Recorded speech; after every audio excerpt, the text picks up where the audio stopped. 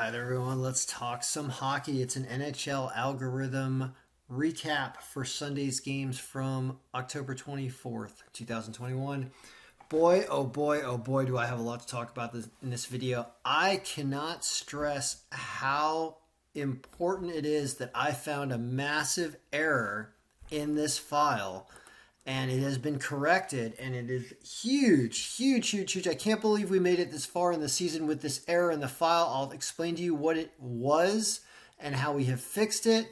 And it's kind of cool because what you're looking at are the projections from earlier in the day right here. This is a picture. This is what happened this morning at 11:22 a.m. when I was running out the door to go make sure that kids didn't slice their fingers off at the ice rink. I missed. I wouldn't have caught it that early in the morning, but I certainly caught it now. And here's what happened. Look at Linus Ullmark. His rating as a goalie was 58%. Aiden Hill's rating was much higher than his. And his rating was low. And I was like, wait a minute. Linus Ullmark has played one game. He's played one game and he won. And and he only let in one goal. I'm like, why does he have such a poor goalie rating?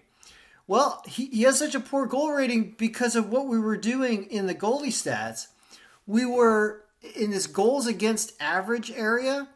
We were giving the goalie, we were penalizing the goalie for having a low goals against average. We were benefiting the goalie's contribution score when they had a high goals against average. That is the opposite of what is supposed to be happening. You don't want goalies giving up a lot of goals. You want goalies giving up almost no goals, or no goals if they don't give any goals. So this was reversing the calculations. And as you can see now, Linus Ullmark's rating is actually a 73%. It's not a 58%. Oh my God. Huge, huge, huge thing. I reapplied distributions and I fixed this formula to now benefit goalies when they have a lower goals against average. And voila, what happens? This is what happens. This is the accuracy of the projections now. Now, while we still didn't have Boston beating San Jose today, it's not a 6.7 to 0.6 game. It's now a 4.6 to 2.7 game. It's a lot closer, and San Jose hadn't lost a game all year yet, I believe. So there are a lot of reasons why San Jose could have been favored in this algorithm. So that is just huge. Massive, massive difference.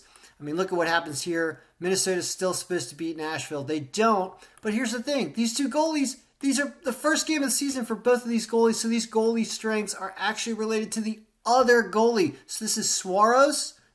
You see Suarez's goalie rating, and this is Cam Talbot's rating here.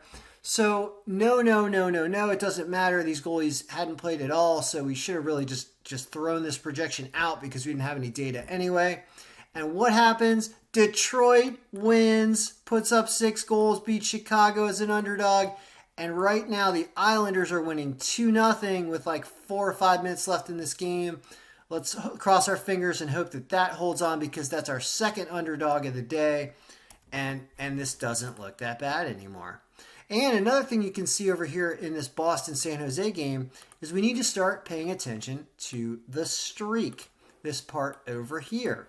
This is showing you the percentage of the games that the team has won over these X amount of days. Now notice it's all the same because we're less than 15 days into the season, but you can see that Boston has been playing better, and it's including their win today, but they were still at 50% even this morning. That's higher than almost every other team except for Minnesota on here. So they're a better team, and it was kind of obvious seeing that this was going to be a closer game when you start to look at that. So I'm really, I don't mind finding errors if they're fixable and we fix them. That is what has happened. The projected scores are going to look a lot more reasonable after that change. And I'm excited to see what tomorrow looks like. And of course, I'll be doing a video about the games tomorrow.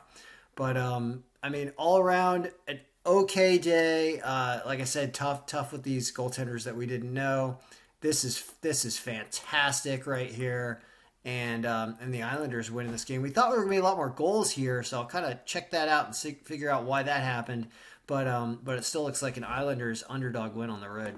So, all right, guys, not a bad, certainly looking good going forward, that's for sure. All right, good luck, everyone. May your picks be winning. I'll be back tomorrow.